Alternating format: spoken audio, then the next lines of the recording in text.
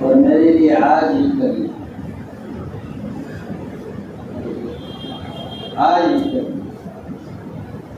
آج میری وسیل کی رونق ہے،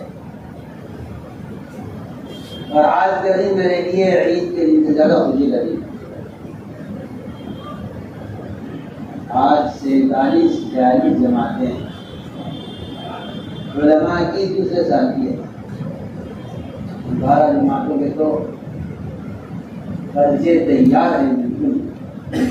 یہ آج میرے لیے آج ہی کر ہماری ہدایت ہے آج صاحب کو کہ محنت کر کے مہاراشٹر سے علماء میرے لیے آج ہی جماعت تیار کرتے ہیں، آج ہی کر آج میری وسیل کی رونق ہے، اور آج کے دن میرے لیے عید کے دن سے زیادہ خوشی لگی۔ آج سے 40 جماعتیں علماء کی دوسرے سال کی ہے،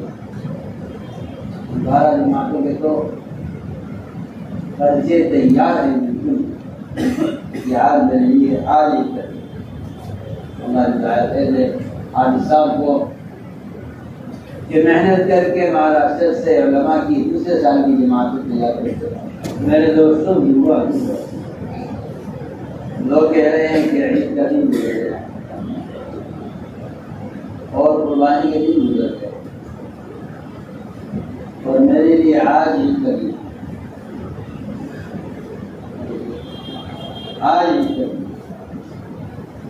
آج میری وسیل کی رونق ہے، اور آج کے دن میرے لیے عید کے دن سے زیادہ خوشی لگی۔ آج سے 40 جماعتیں علماء کی دوسرے سال کی ہے، 12 جماعتوں کے تو خرچے تیار ہیں بالکل، یہ آج میرے لیے آج ہی کر ہماری ہدایت ہے آج صاحب کو کہ محنت کر کے مہاراشٹر سے علماء کی دوسرے سال کی جماعت تیار کرتے ہیں۔ جو تائید اس عمل نبوت کی علماء کی نقل و حرکت سے ہوگی، اور جو تکمیل اعمال نبوت کی علماء کی نقل و حرکت سے ہوگی، وہ اور کسی ذریعے سے نہیں ہو سکتی۔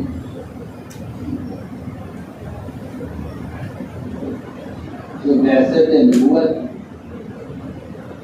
امور بعثت ہیں، اساسے کی بعثت کے جو مقاصد ہیں، جو مقاصد جتنے علماء کے ذریعے پورے ہو سکتے ہیں اور کسی ذریعے پورے نہیں، اور اس کی تکمیل کا ایک یہی ذریعہ ہے کہ علماء چل پھر کر عوام کے جہل کا مشاہدہ کریں، یہ سب جو تائید کان کی علماء کے خروج نقل و حرکت سے ہوگی، وہ تائید کسی قول یا کسی کتاب یا کسی بیان سے نہیں۔ اس نے میرے نزدیک آج یہ کریں، آج قربانی کریں، آپ کریں گے کبھی یاد خوشی، آج خوشی عید کے دن سے زیادہ آتی ہے۔ شعوری جدید میں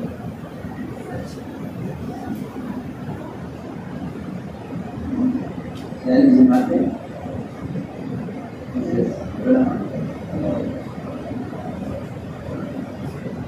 اتنی بڑی اس سے خیر وجود میں آئے گی، آپ تصور نہیں کر سکتے۔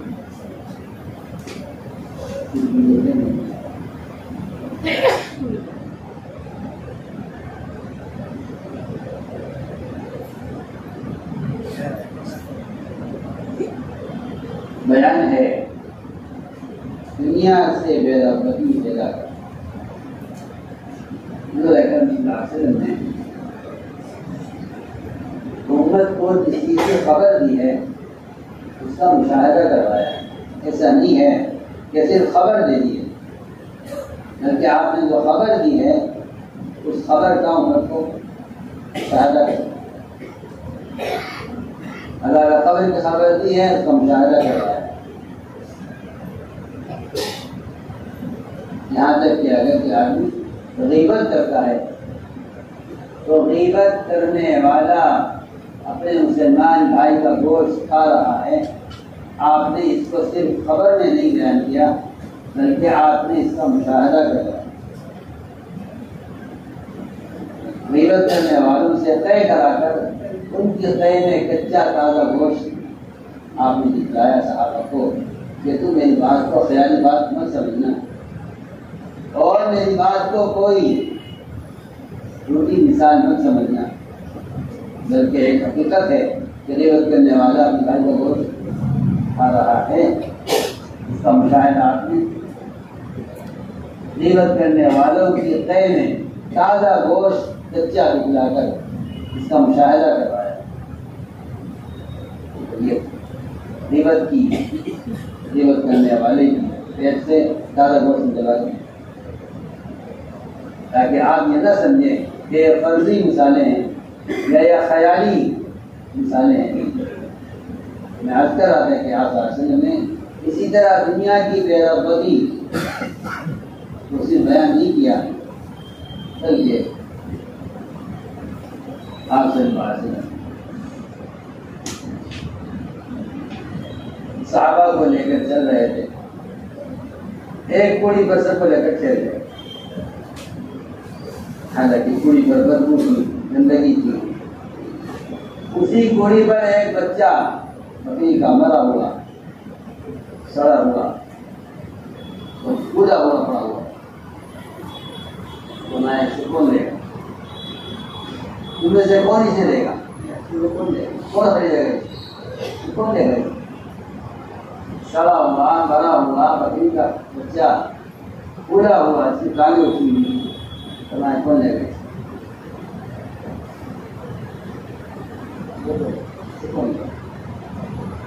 فرمایا آپ نے جس دنیا کے لیے تم کوشش کر رہے ہو وہ اللہ کے یہاں اس سے بھی زیادہ گندی اور ذلیل ہے۔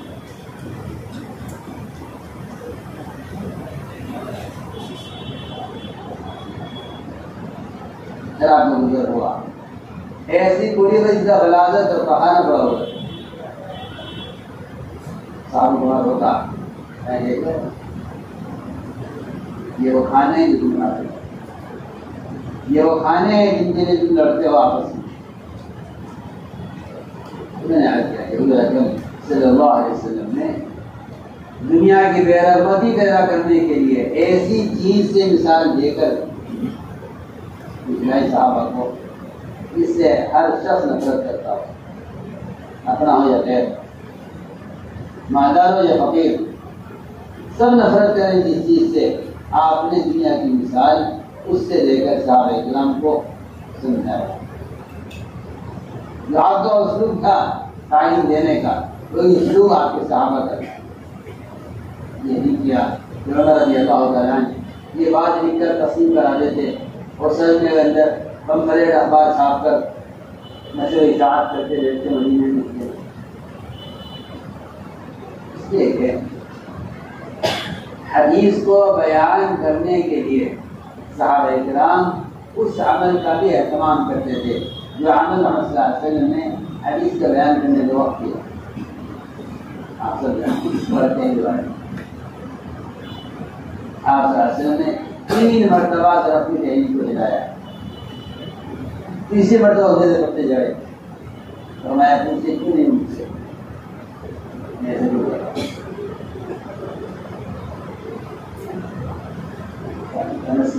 نہیں کرتا۔ فرمایا جب مومن بندہ اچھی طرح وضو کرتا ہے اور اچھی نماز پڑھتا ہے تو اس کی گناہ شکر کرتے ہیں۔ صحابی نے حدیث کو بیان کرنے کے لیے حدیث نہیں بیان کی بلکہ اس سے حدیث بیان کر رہے تھے، اس کو درخت کے پاس لے گئے، درخت کی ٹہنی ہلائی، 3 بار ہلائی، صحابی سے کہا پوچھتے کیوں نہیں ہلا رہا ہوں؟ صحابی نے کیا، میں نے کہا کیوں ہلا رہے ہیں؟ پورا قصہ بیان کیا، حدیث بیان کی تاکہ تعلیم کا اسلوب نبی کے طریقے سے نہ ہے، تعلیم کا اسلوب نبی کے طریقے سے نہ ہے، تعلیم کا جو اسلوب ہے وہ بھی اسی طرح لازم ہے جس طرح تعلیم لازم ہے۔ انہیں کہ آپ اس کو طریقے تبدیل کرتے زمانے کے اعتبار سے، اور آپ رواجی طریقے لے آئیں تعلیم کے سنت طریقوں سے ہٹ کر، تو میں کہتا ہوں معلومات حاصل ہو سکتی ہے لیکن علم حاصل نہیں ہو سکتا۔ معلومات جتنے ذرائع ابلاغ ہیں یہ معلومات کو پہنچا سکتے ہیں، علم نہیں پہنچا سکتے۔ جس کے زمانے کی الٹی کھوپڑی والے سمجھتے ہیں کہ یہ بھی طریقہ ہے دین کے پھیلانے کی۔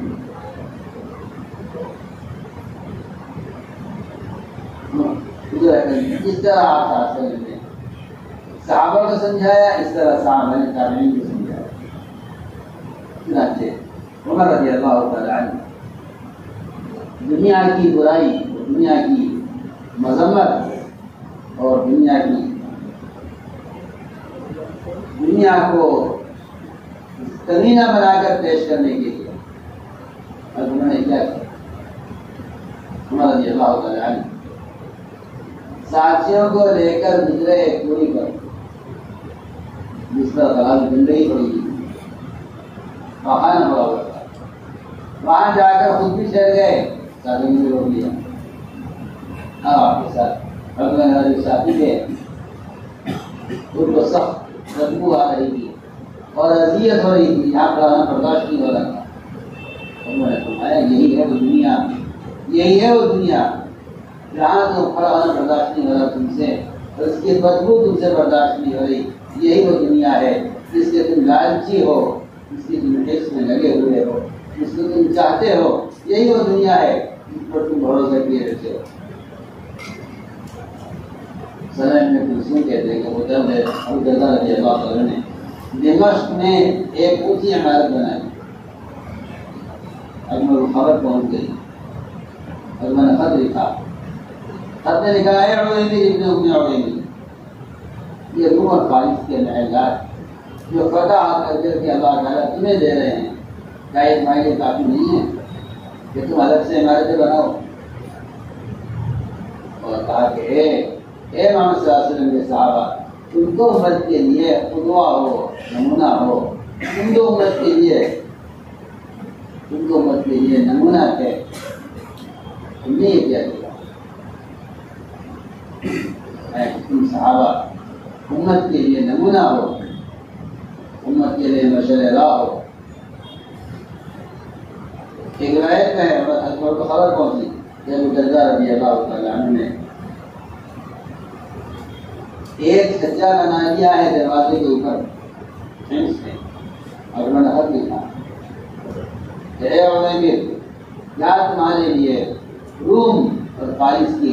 محلات بنے ہوئے اللہ نے تمہیں دیے ہیں اور جو انہوں نے مزین عمارتیں بنائی ہیں، کیا وہ تمہارے لیے کافی نہیں ہے کہ تم نے اس دنیا کو مزین کرنے کا ارادہ کر لیا جس کو اللہ رب العزت برباد کرنے کا فیصلہ کیے ہوئے ہیں؟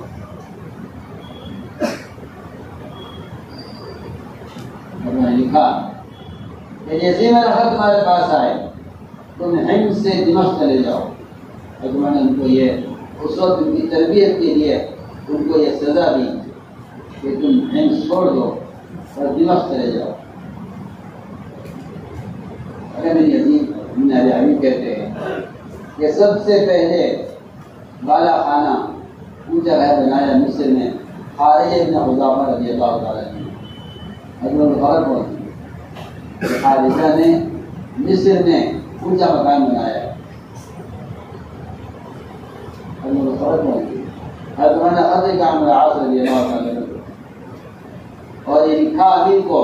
کہ مجھے خبر پہنچی ہے کہ خارج ابن حذافہ نے اونچی عمارت بنائی اور اس سے وہ اونچی عمارت بنا کر دوسروں کے پردے کی چیزیں دیکھنا چاہتا ہے، دوسرے کے گھر نیچے ہیں یہ اونچا مکان بنا کر ان کے گھر کے پردے کی چھٹی ہوئی چیزوں کو دیکھے گا اور ان کی عورتوں میں سے نظر پڑے گی۔ جیسے میرا خط تمہارے پاس پہنچے اپنے مکان کو اٹھا کر اور اپنے مکان کو توڑ کر ختم کر دو۔ اتنا میں جواب میں حکم دیا کہ اس مکان کو توڑ کر ختم کر دیا جائے، ایسا مکان جو ضرورت سے زائد بنایا جائے بطور فخر کے یا بطور اسراف کے اس کی مانا ہے کوئی آدمی اگر ضرورت کے بقدر تعمیر کرتا ہے بشرطے کہ اس میں اسراف نہ ہو تو اس کی گنجائش ہے۔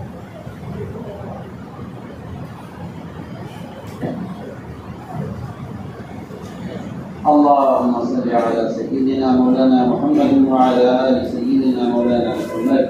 كما صليت على إبراهيم وعلى آل إبراهيم إنك حميد مجيد ربنا ظلمنا أنفسنا فإن لم تغفر لنا وترحمنا لنكونن من الخاسرين اللهم إنا نستغفرك ونتوب إليك اللهم إنا نستغفرك ونتوب إليك اللهم إنا نستغفرك ونتوب إليك ربنا آتنا في الدنيا حسنة وفي الآخرة حسنة وقنا عذاب النار سبحان ربك رب العزة عما يصفون وسلام على المرسلين والحمد لله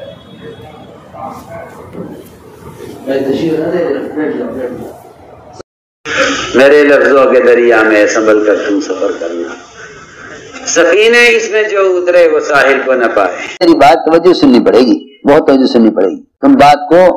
غلط مطلب نکالو گے اپنی ذہن سے، تو میرے ذہن میں جو مطلب ہے اس پہ غور نہیں کرو گے۔ یہ بڑی مصیبت ہے زمانے میں۔ بجائے جو میں چاہتا ہوں اس طرف توجہ کرنے کے، اپنے دماغ میں جو کچھ لیے بیٹھے ہو اس کو غلط رخ پر لے جاؤ گے۔ سنو غور سے۔ بات کو سمجھنے کے لیے سب سے پہلے آدمی اپنے ذہن کو اور اپنے برتن کو اعتراض اور تردد اور اشکال سے خالی کرے، اس لیے کہ اگر کسی بات کو بھی مفہوم مخالف اور کسی بات کو بھی کسی دوسرے عمل کی تردید یا اس کی تنقیص یا اس کی افادیت کو کم سمجھنے کے سوء ظن کے ساتھ سنا گیا، نفع کی باتوں سے نقصان ہونا یقینی ہے۔ اس لیے سب سے پہلے ہم اس کی نیت کریں، پوری بات سنیں گے، آگے پوری بات نقل کریں گے۔ آدھی سننا یہ بھی دین دعوت کے لیے ناقص، اور آدھی بات کا نقل کرنا یہ تو بڑے فساد کا ذریعہ ہے، اس لیے بہت توجہ کے ساتھ بات سننی ہے۔ اور اگر آپ نے ابھی تک ہمارا چینل سبسکرائب نہیں کیا تو فوراً سبسکرائب کیجئے، ساتھ ہی بیل آئیکن پر کلک کریں تاکہ مزید آنے والی ویڈیو ہیں وہ آپ کو وقت پر ملتی رہیں۔